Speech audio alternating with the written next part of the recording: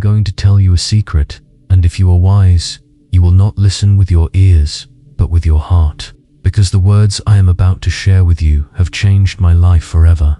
I do not stand before you as a lucky man, but as a man who discovered the divine laws of consciousness. And I did not win the lottery once. I did not win it twice. I won it 8 times, not by chance, not by effort, but by repeating a few sacred words. Words that summoned the unseen and gave it form. Words that resonated in the chambers of my imagination and turned into gold.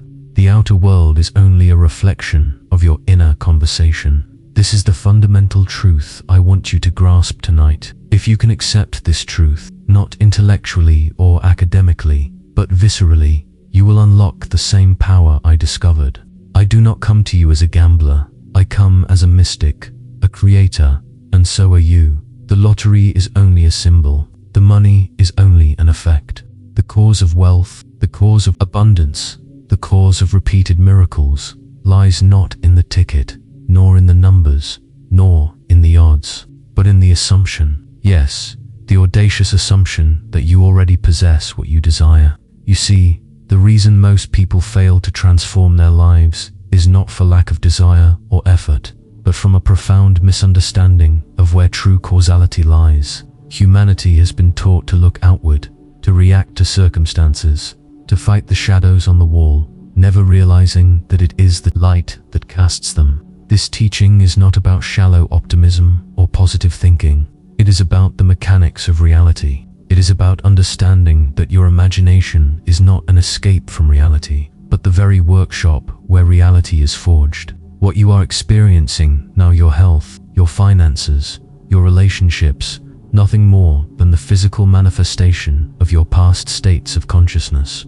But what if I told you that you can, this very moment, step into a new state of consciousness and, in so doing, decree a new future? What if the power to dissolve mountains of problems and create oceans of abundance was not in some external force, but within your own wonderful human imagination? The promise of this knowledge is absolute freedom, not the freedom to do as you please in the world, but the freedom to become who you wish to be in your imagination, and then to watch the world conform to that new identity. When I tell you I won the lottery 8 times by repeating certain words, I am telling you that I impressed upon my subconscious a reality that was not yet visible to the eye, but was more real than the physical world itself. What were those words? I will tell you shortly, but first, you must understand the law behind them, because without the law, the words have no power. Without understanding, they are nothing more than echoes in a void. But with understanding, they become the voice of God, giving life to all your desires. This is the power of the creative imagination. Your imagination is not a childish fantasy. It is not idle daydreaming. It is the operating power of God within you. It is the creative principle of the universe. Everything you see in the physical world, from the chair you sit on to the city you live in, was first an image in someone's mind. It was imagined before it became a fact. The average human mind, however, inverts this law. It looks at the world of facts and allows them to dictate its thoughts and feelings. It sees the empty bank statement and feels poor. It hears the doctor's diagnosis and feels sick. It faces rejection and feels unwanted. In doing so, it uses the creative power of imagination to perpetuate the very states it wishes to change. It imagines more lack, more illness, more loneliness, and the universe, being perfectly just and impersonal, faithfully materializes these images. The world has taught you to ignore your imagination, to dismiss it, to treat it as a child's game. But I tell you, your imagination is more powerful than all the armies of the world. It creates realities. It molds substance. And when you combine it with unwavering belief, you become unstoppable. Think about it for a moment. What is the fundamental substance of everything? Physicists may speak of atoms and subatomic particles, but the mystical truth is that the fundamental substance of everything is consciousness. The world is consciousness objectified. What you hold in consciousness, with feeling and persistence, must manifest in your reality. Therefore, Control of your imagination is control of your destiny. This is not about manipulating people or external circumstances. It is about controlling the only power you truly have, the power to choose what you occupy in your mind. Where are you dwelling in your imagination right now? Are you replaying old hurts, anticipating failure, rehearsing arguments in your mind? Or do you dare, as I dared, to become still, to shut the door on the world of the senses, and to build in your imagination the reality you choose? This is the first step. You must reclaim your imagination as the holy tool that it is. It is not an amusement park for random thoughts. It is the temple where you and the infinite become one to create. In the silence of my room, night after night, I turned away from my senses. I turned inward. I closed my eyes, not to sleep, but to awaken. I imagined, I felt, I spoke, and above all, I believed. I believed so firmly in the reality of my desire that the outer world had no choice but to conform. It was not a matter of hope. It was a matter of knowing. Imagination is the alpha and the omega of creation. In the beginning, there is the image. In the end, there is the manifestation of that image. The time interval between the two is determined only by your ability to remain loyal to your inner vision. Each time I decided to win the lottery, the process was the same. I did not look at the statistical odds, which screamed, impossible. I did not listen to the voices of reason, which scoffed at the idea. Instead, I retreated to the theater of my mind. There, I was the screenwriter, the director, and the lead actor. The play I enacted was always the same, the scene that would follow the fulfillment of my desire. I did not imagine the act of buying the ticket, nor the anxiety of the wait. I leaped over all of that and went straight to the end. What would I see, hear, and feel if I had already won? I would construct this scene with as much sensory detail as possible. I saw the check in my hands. I felt the texture of the paper. I read my name clearly printed. I saw the numbers confirming the win. I heard the voice of an official or a friend congratulating me. I felt the wave of relief and joy wash over my body. I made this scene so real, so vivid, that it became more substantial to me than the physical room where my body was sitting. This is the true work. It is an inner work that requires discipline and focus, but its rewards are limitless. You stop struggling in the outer world and start creating in the inner world. You stop reacting to shadows and start commanding the light. Creative imagination is not about thinking of your desire. It is about thinking from your desire. The difference is subtle but profound. Thinking of your desire implies separation. You are here, and your desire is over there, in the future. Thinking from your desire means you are already there. You are looking at the world from the standpoint of the one who has already achieved the goal. You are feeling the feelings, thinking the thoughts, and seeing with the eyes of the person you have become. This shift in perspective is the key that unlocks every door. It is what turns imagination from a mere daydream into a creative power. And before we move on to the exact law that governs this power, I want you to ask yourself, what is the first reality you would create if you knew, without a shadow of a doubt, that your imagination is the only reality? Leave your answer in the comments.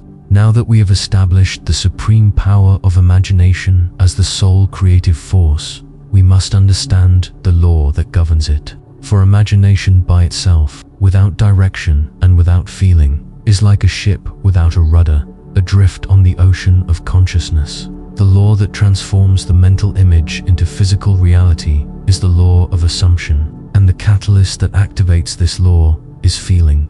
The secret is not in wishing, hoping, or struggling, but in assuming the feeling of the wish fulfilled. It is crucial to internally live the emotion, the joy, the peace, the gratitude of already possessing what you desire before it manifests physically. This is the cornerstone of the entire teaching. Most people spend their entire lives in the state of wanting. I want a better job. I wish I had more money. I hope to find love. Notice that all these statements affirm absence. They come from a state of lack. By feeling the want, you are actually feeling the lack of it. And And since feeling is the language that impresses the subconscious, you are instructing the universe to bring you more lack, more unfulfilled desire. The law is perfect. It does not give you what you want. It gives you what you are. It reflects your state of consciousness. Therefore, to change the world, you must change your state of consciousness. You do not do this through willpower or coercion. You do it by assuming the feeling that would be yours if your wish were already a consummated fact. I remember the first time I won. I did not have a single dollar in my account. My pockets were empty, but my imagination was rich. After constructing the scene in my mind, the scene of me holding the winning check, I did not let it go. I asked myself, how would I feel now if this were true? And then I steeped myself in that feeling. It was not a hysterical emotion of excitement. It was a deep calm. It was relief. It was a sense of peace, of it is done. I captured that feeling, that emotional note, and I held it. I walked with it during the day. I fell asleep in it at night. I refused to acknowledge any feeling that contradicted this inner certainty. This is what it means to live in the end. You stop waiting for the outer world to give you permission to feel good. You generate the feeling from within. You appropriate the emotion of the fulfilled wish before you have any physical evidence to support it.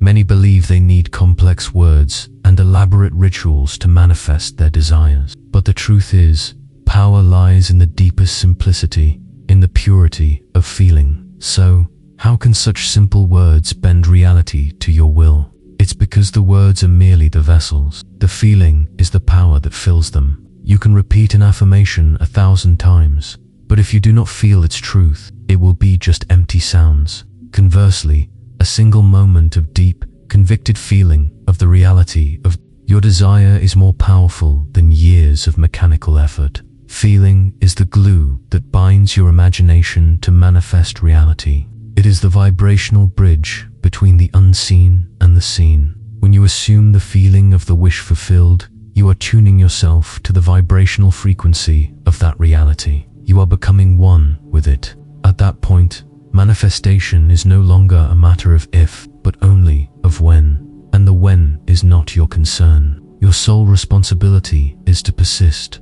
in the assumption. Each time I won, I deepened this knowledge. I stopped needing to understand the how. The how belongs to the universe. The how is not your business. Trying to figure out the how is an act of doubt. It is the intellect trying to control a process that is far beyond it. When you assume the feeling of the end, you implicitly trust that the how will take care of itself. Paths will open. People will show up. Events will align in ways your conscious mind could never have conceived. Your job is simple, though not necessarily easy, to remain loyal to the feeling of the wish fulfilled. Think of the feeling as a perfume. When you assume the feeling of your desire realized, you are enveloping yourself in the scent of that reality. You carry it with you wherever you go, and the world, like a bloodhound, has no choice but to follow the trail of that scent and bring to you the circumstances that match it. To act not as if something could happen, but as if it has already happened. I remember one night, after my third victory, a friend asked me, "Aren't you afraid that next time it won't work?" And I smiled, because in my imagination, I had already seen the next victory. I had already received the congratulations in my mind. I had already deposited the check in my vision. There was no fear, because there was no separation. What I desired and the one who desired it were already one. Separation is an illusion created by the time-bound mind, always looking to a future that never arrives. But when you live in the feeling of the wish fulfilled, you collapse time. You bring the future into the present. You live in the eternal now of fulfillment. The feeling doesn't have to be loud. Often, the most potent feeling is a quietness. It is the tranquility of one who knows the search is over. It is the calmness of one who has arrived home. When you are truly in the state of the wish fulfilled, there is no anxiety. There is no need to check for external signs. You simply know. It is an inner knowing that transcends logic and reason. It is a faith that is not blind, but that sees clearly in the unseen world. The key is to become familiar with this state. Practice it. Just as an actor rehearses a role until he becomes the character, you must rehearse the feeling of your wish fulfilled until it becomes your natural state of being. Do this in quiet moments, before sleep, upon waking, or even for a few minutes in the middle of the day. Close your eyes to the obvious world and open them to your chosen reality. Feel it, breathe it, live in it. The more you dwell in this state, the more foreign and unreal your current state will seem. And when the feeling of your wish fulfilled becomes more real to you than your current reality, the transformation is inevitable. The outer world, like a mirror, must reflect the truth of your inner being. Therefore, the great secret is not what you do, but who you are in imagination. You do not attract what you want, you attract what you are. So, who are you being? Are you being the one who struggles and hopes, or the one who has already received? The choice is yours, and that choice is made through the feeling you choose to inhabit. With the supremacy of imagination and the power of feeling understood, we arrive at the instrument that unites them, the words, but not the casual words we exchange day to day. I speak of words used as an inner decree, as a declaration of a fact already consummated in imagination. The words I repeated were deceptively simple. They were, "It is done. I have won. That is all. It is done. I have won." But I did not merely say them. I felt them. I impregnated them with the sensation of victory, of emotion, of the deep peace we have already discussed. I repeated them until they became the only truth I knew. The power of these words lies not in their phonetics or some intrinsic magical quality. Their power lies in what they imply. The phrase "it is done" is a declaration of finality. It closes the matter. It removes doubt, hope, and waiting. It is not "I hope it will be done" or "it will be done." It is a present tense statement of a completed act. When you say "it is done" with feeling, you are, in essence, speaking from the end. You are aligning yourself with the reality where your desire is already a fact. You collapse the future into the present. You make the unseen seen. You tell the universe, "I am no longer seeking, I possess." And the universe, obedient to all your assumptions, brings it to you. The second part, "I have won," personalizes the fulfillment. It anchors it in your identity. You are not just acknowledging that something is done, you are declaring that it is done for you and by you. It is the total acceptance of victory as your present reality. Together, "it is done," "I have won," form a powerful decree that, when repeated with feeling, serves to impress this new reality upon your subconscious mind. Think of repetition as a hammer and your conviction as the nail. Each time you repeat the words with feeling, you drive the truth deeper into the subconscious. And it is the subconscious, my friend, that brings all things to pass. Not effort, not struggle, not logic, but the subconscious mind, impressed by feeling, saturated with belief. It creates realities in ways your conscious mind cannot comprehend.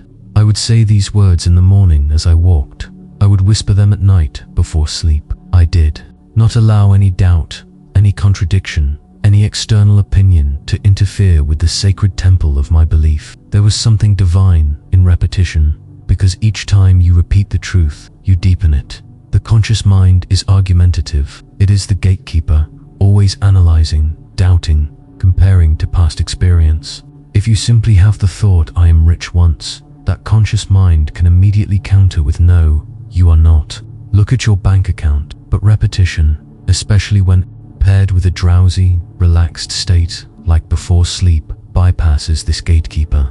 It speaks directly to the subconscious mind, which is not argumentative. The subconscious accepts as true whatever it is repeatedly told with feeling. Once the subconscious accepts an idea as true, it immediately begins to work to manifest it. It governs your body, your perceptions, your intuition. It influences the people around you.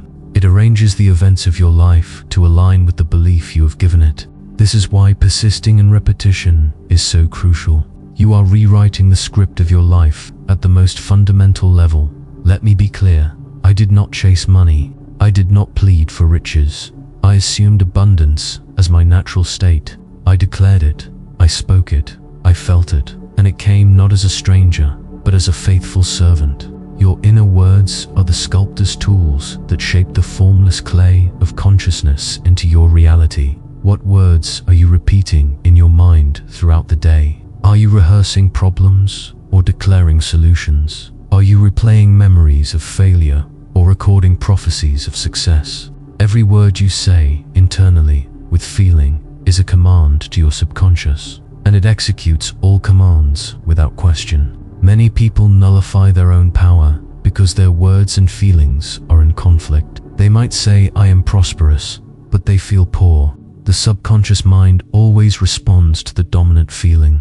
Therefore, the work is not just to repeat words mechanically. The work is to cultivate the feeling that makes those words true for you.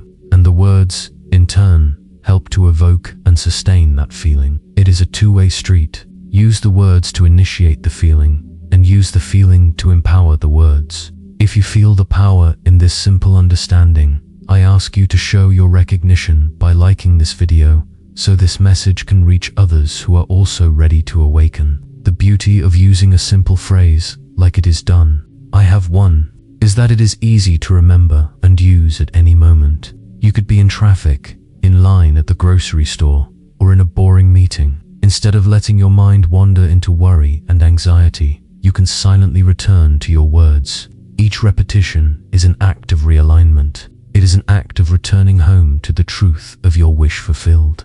It is an act of faith, not faith in an external power, but faith in your own consciousness, your own creative power.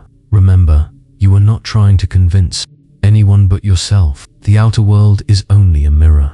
It has no opinion of its own. It simply reflects back what you believe to be true about yourself. Therefore, all the work is internal. Convince yourself of the reality of your desire, and the world will have no choice but to confirm it. The words are the key, the feeling is the hand that turns the key, and the imagination is the door it opens. Use your words wisely, with intention, and above all, with the deep, quiet feeling that what you declare is already a finished truth. From this point, your journey of conscious creation demands a radical shift in perspective. You must learn to deny appearances. When the outer world shows you lack, you must turn within and feel wealth. When the world says it is impossible, you must declare that it is done. This is the art, this is the secret, and this is how I won the lottery 8 times. The cause of all events in your life is within your inner world, your thoughts, feelings, and beliefs. The outer world is merely the effect, the shadow. Therefore, to change the outside, you must first transform the inside. Denying the evidence of your senses when it contradicts your desire. Your 5 senses are the guardians of your current reality. They faithfully report what has already been created by your past consciousness. They show you the facts. If you accept these facts as the final reality, you are doomed to repeat them indefinitely. You will remain trapped in a cycle, always reacting to the same circumstances. But you are not here to repeat the past. You are here to create. And creation begins with a refusal to bow to the tyranny of external facts. When your bank account shows 0 and you dare to feel abundance, you are fighting the true battle. When others doubt you and you remain loyal to your inner vision, you are exercising divine power. You are choosing which reality you will feed. I was not reacting to the world. I was instructing it.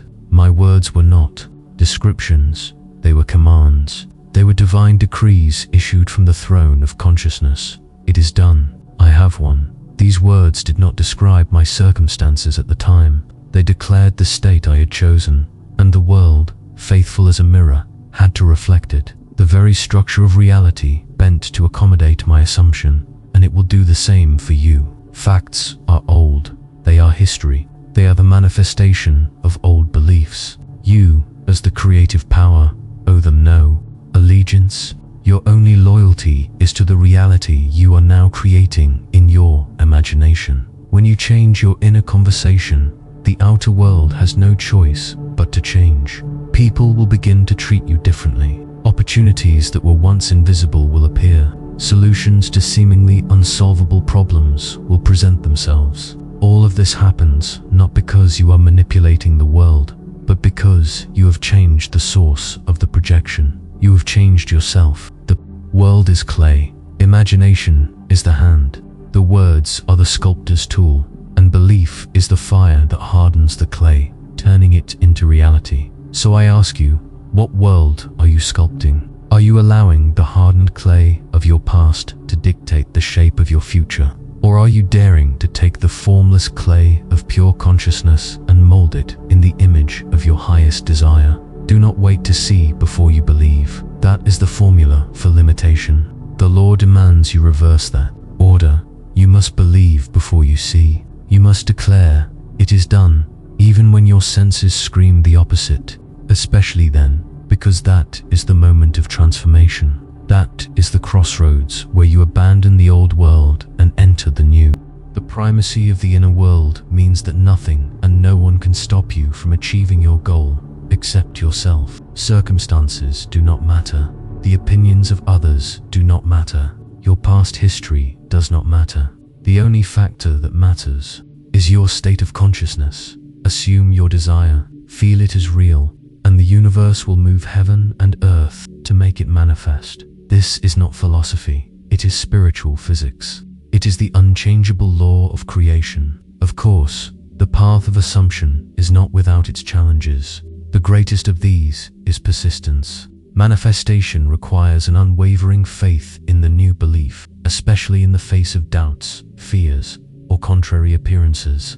One must remain loyal to the inner vision until it materializes, without being swayed by external opinions or reason. There was a night, the 5th time I won, when I almost let doubt creep in. I saw the news, I saw the statistics, I heard the voices of reason saying, "No one wins this many times." And for a moment, the illusion of limitation tempted me. The logical mind, trained by the world of facts, presented a convincing case against my faith. It whispered lies of delay, of impossibility, but I had made a pact with my imagination. I had married the vision of the end.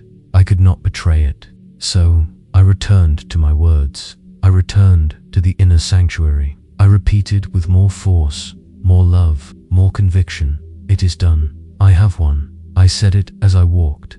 I said it as I showered. I said it as I lay in bed, until the illusion dissipated and only the truth remained. The next week, the numbers aligned once more. Persistence is not an aggressive fight. It is not gritting your teeth and forcing belief. It is a gentle but firm return. It is loyalty to your unseen reality. When doubt arises, acknowledge it, but do not entertain it. Simply return to the feeling of the wish fulfilled. When fear appears, feel it, but do not become it. Return to the calm certainty that it is already done. Each time you return, you strengthen the new pattern in your mind. You weaken the grip of the old one. The question is not whether the law works. The law always works. The question is whether you will persist in the feeling of your wish, fulfilled long enough for it to materialize. Doubt disrupts the signal. Fear delays the manifestation, but unwavering faith accelerates it. I remember another victory, perhaps the 4th. I was feeling a bit tired, a bit discouraged, not because the law had failed, but because I had allowed the opinions of others to penetrate my mind. "No one wins that often," they said. "It's rigged, it's random," and for a moment I forgot who I was. I let the shadow of doubt loom over me, but then I returned to the silence. I closed the door. I took a deep breath and returned to the words. This time, I said them, not with emotion, but with power, with determination, with the kind of certainty that cannot be argued with. And something shifted. The atmosphere changed. I felt the warmth return to my chest. I felt the tingle of truth in my spine. And I knew, once again, that I had crossed the threshold. The money arrived days later. Your faith will be tested. The outer world will present every reason why you should give up. It is in these moments that your persistence becomes your greatest asset. Honor your imagination above your senses. Choose the reality you have elected, not the one your circumstances present to you.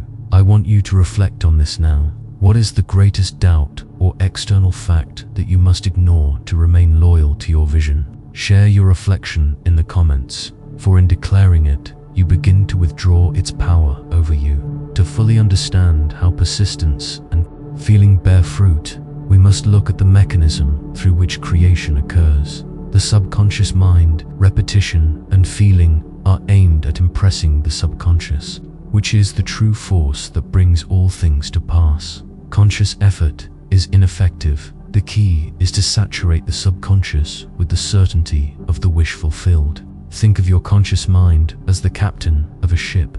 The captain decides the destination and gives the orders. The subconscious mind is the crew in the engine room. It does not question the orders. It does not know the destination. It simply executes the orders it receives, using all the vast power of the ship to take you to that destination. For most of your life, you have been giving contradictory orders to your crew. You say, "I want to be rich," a conscious order, but you feel lack and worry, a much more powerful subconscious order. The crew, hearing the dominant feeling, works tirelessly to create more situations that generate lack and worry. The repetition of the words, "It is done, I have won," impregnated with feeling, is how you give a clear, consistent, and powerful order to your subconscious crew. Each repetition with feeling is like the captain speaking over the intercom. Destination, abundance, full speed ahead. Eventually, the crew stops paying attention to the old, contradictory orders and focuses entirely on the new directive. The subconscious is the fertile soil, the womb of creation. It accepts any seed you plant. In it, the seed is your assumption. The feeling is the water that makes it germinate. Persistence is the sunlight that nourishes it. Once the seed is planted and accepted, it will grow. You do not need to dig up the soil every day to check if it is growing. To do so would be an act of doubt and would kill the seed. Your job is to plant, to water with feeling, and then to rest in the knowledge that the growth process is automatic and inevitable. This is what I discovered by my third victory. I no longer needed to try. I simply needed to rest in the knowing. I did not force. I did not chase. I rested. And in that rest, everything came. When you impress the subconscious, it takes care of all the details. It guides your actions, inspires your words, attracts to you the people and circumstances necessary for the fulfillment of your desire. This may manifest as an intuition, a coincidence, or a stroke of luck, but it is none of those things. It is the law in action. It is your subconscious, connected to the infinite wisdom of the universe, orchestrating the bridge of incidents that will lead you from your current state to your fulfilled desire. Conscious effort, struggle, worrying about the how, all of this hinders the process because it comes from the conscious mind, which has a limited view. Relax, trust the power of your subconscious. Give it the clear command of your wish fulfilled. Feel that command as true, and then let go. Allow the greater power within you to work on your behalf. This is surrender, not in the sense of giving up, but in the sense of yielding to the power that knows the way. Each of my 8 victories was the result not of meticulous planning, but of a successful subconscious impression, followed by a quiet confidence that it would be done. I planted the seed, and I knew the harvest was certain. And this brings us to the pinnacle of this teaching, the practice of living from the end. It is not enough to feel momentarily. One must continuously dwell in the state of the wish fulfilled. This means thinking, acting, and feeling like the person who has already achieved the goal, making this new reality your natural state of being until the external world inevitably conforms to it. When I say to live as though you have already received, I mean to fully immerse yourself in that state, not momentarily, not sporadically, but continuously. Let it be your dwelling place, your natural habitat. Let every breath be permeated with the reality of the fulfilled desire. Let every glance, every step, every word you speak come from the knowledge that it is already yours. You must become so familiar with the feeling of your wish being real that anything contrary to it begins to feel strange, unnatural, out of place. The 8th time I won, I wept, not for the money, but because I realized I had become the power I once sought. I had become the embodiment of the truth. I no longer needed proof, because I was the proof. The outer world had become a perfect mirror of my inner convictions. I no longer looked for miracles, I became one. And that is why I speak to you now with certainty and love. The law is real, the power is within you. And these words, if spoken with conviction, with feeling, with faith, can change your life as they changed mine. Living from the end means your inner conversation permanently shifts. You stop rehearsing problems and start living in a state of gratitude for the solution. You stop worrying about the how and start enjoying the now of fulfillment. You walk, breathe, move, and live as someone who has already received. This is the path, this is the secret, this is the law, and it is yours. You are already what you seek. You are already the winner. You already possess it. Let your mind catch up to what your spirit already knows. Let your words align with what is already true in the unseen. What does this teaching awaken within you? I do not ask you to believe me. I ask you to test it. If this message has resonated with your soul and you wish to continue deepening your understanding of the power that you are, I ask that you subscribe to this channel to join us on this journey of awakening. And to close, I invite you to a ritual, the ritual of the day's reflection. Tonight, before you sleep, enter your room, close the door, and turn away from the noise of the world. Close your eyes and imagine how you would feel if your greatest desire were already fulfilled. Do not think about how it happened. Just feel the emotion, the joy, the relief, the peace, the gratitude. Immerse yourself in this feeling. Let it flood your entire being. And then, in that state, silently repeat, like the very breath of God, "It is done. I have won." Do this until you fall asleep in that feeling, in that certainty. You are not waiting for a miracle. You are becoming one. The truth, when spoken with conviction, becomes flesh, walks among us, takes form, and the world must bow to it.